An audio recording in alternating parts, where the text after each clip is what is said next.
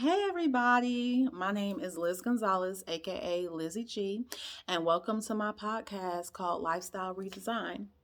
You're probably wondering, girl, what is you doing? And what does this lifestyle redesign mean? I'm glad you asked. So, the term lifestyle redesign I got from I'm an occupational therapist, and it's just trying to reorganize your life. There's different areas in our lives that we need to reorganize. There's some things that we feel like we can do better at that we just don't. So, I'm here to talk about all kinds of different things. Talk about stuff that motivates you, talk about the job that you hate that you need to get out of, talk about kids, talk about getting your body back in shape after having kids or just getting back your body back in shape, period. Talk about the Lord.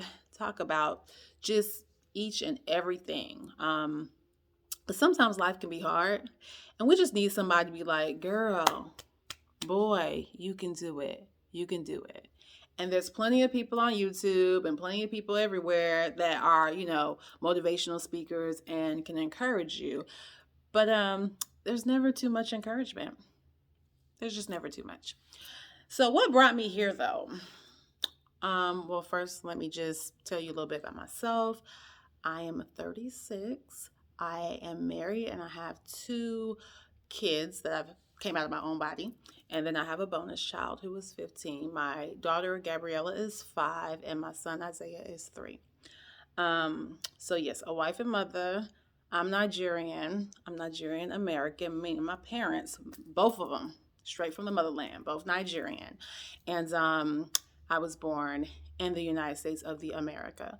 I was born in Houston, stayed in Houston for 2 years, but then grew up in Atlanta, Georgia. And as a kid, we just moved from place to place to place until we finally, my parents finally were blessed to buy a house when I was about 10 years old. And they resided in Stone Mountain, Georgia.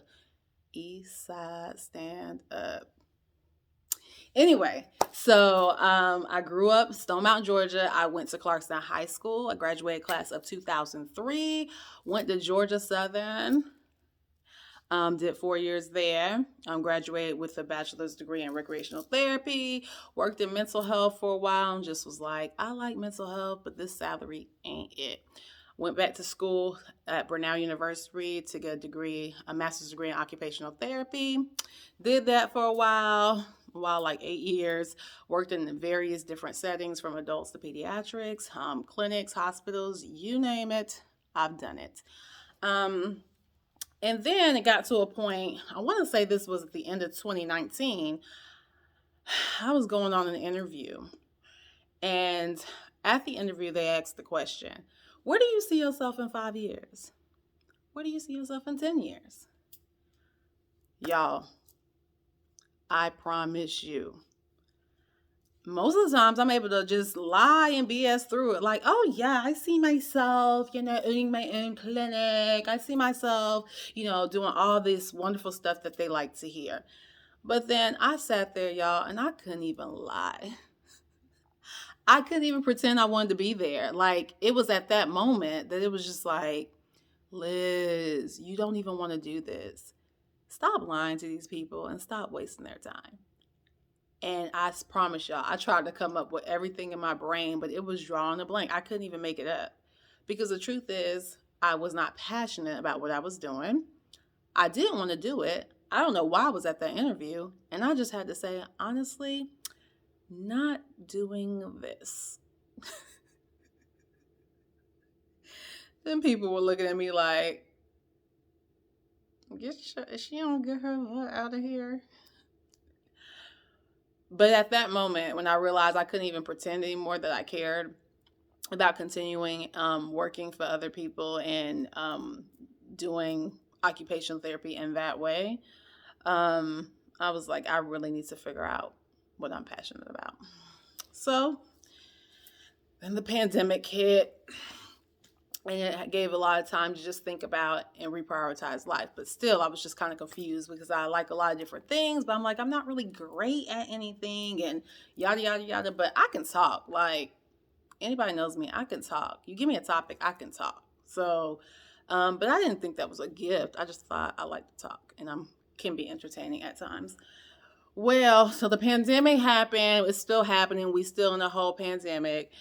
And yeah, so it dawned on me, y'all just got out the hospital. See, this is what happened. When you feel like you about to die, you're like, I'm a do something. I'm gonna step out and do something with my life. Because last week I was admitted to the hospital. I had these really severe headaches, and I thought they were probably just migraines. Glad I went to the hospital because I actually couldn't do anything. It felt like I was being stabbed in my brain. So when I went, they ran all their tests, poked, prodded, yada, yada, yada. They was like, girl, you have meningitis. I was like, who? Meningitis. I'm like, how? How, Sway? How? So you know me, I'm like, I haven't been around anybody. They were like, are you sure? Because you can only get it if somebody was like sick around you. I was like, nobody was sick around me. I don't know what you're talking about. Yada, yada, yada. How did I get this? How do you even? So I'm just boggled. And when they left the hospital room, and I was laying in there in that bed, and I'm just like, yo, if I died like right now, would I be satisfied with how I lived my life? Would I be satisfied? Like, I was like, it would be real lame to die in this hospital bed and get to the gates. And God, well, Peter, whoever at the look at the gates, whoever the gatekeeper is, Liz, what did you do? And I'll just be like, I worked a bunch of jobs that I hated. What did you do with the gifts and talents I gave you? Absolutely not a darn thing. That would be so lame and so embarrassing. I would be so sad. I was like, I can't die today, not like this. And that gave me the fire to, as soon as I got out the hospital, hurry up and get well so that I can go ahead and start something. And so I'm telling y'all today, right now, where you're sitting, you can hear me. If you happen to scroll across this video, that if there's something that you've been wanting to do it today. Tomorrow's not promised. There are so many people dying. There's so many things that are happening that we're not in control of. And you do not deserve to live your life another day doing something that you cannot stand, doing something you can't, that's something that you just hate just to put food on the table.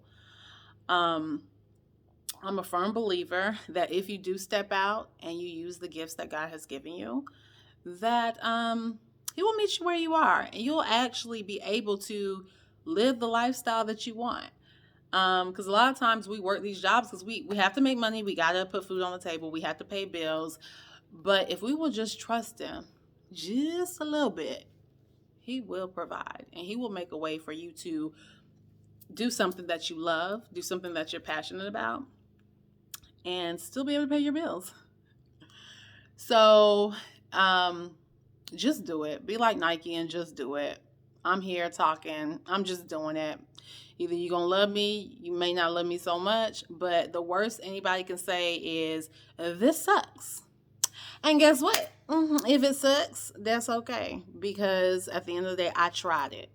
So I'm encouraging everybody, if you have something that you've been wanting to do, just do it.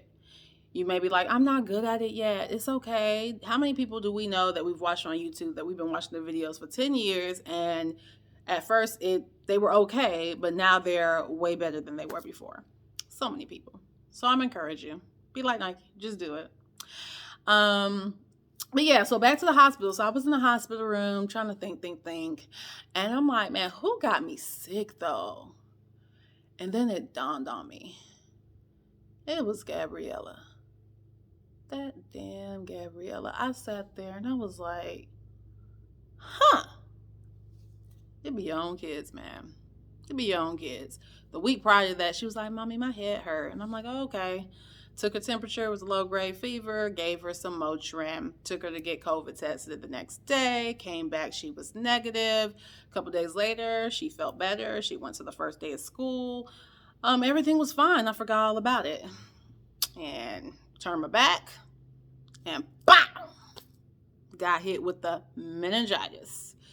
So thank God I'm okay, but I'm saying all of this to say I'm gonna be on here talking about a whole bunch of stuff, but the message for today is just MFing do it. Do it. What are you waiting for? Do it. I love you guys. Talk to you later. Bye.